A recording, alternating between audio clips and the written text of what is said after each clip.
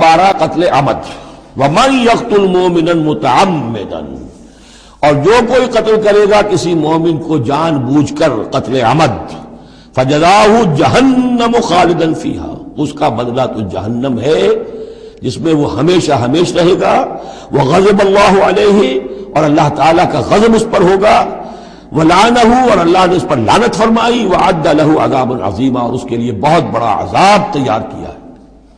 شروع میں آیا تھا کہ دو چیزیں ہیں، حرمت جان، حرمت مال، معاشرے کی بنیاد اس پر قائم ہے.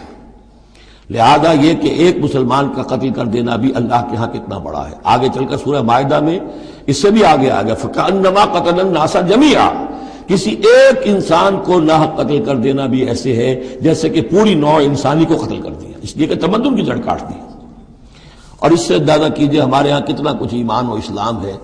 یہ جان انسانی جو ہے کتنی سستی ہو چکی ہے، اور قتل عمد جس طریقے سے ہو رہا ہے، مچھر کی جان اور انسان کی جان ایک جیسی ہے.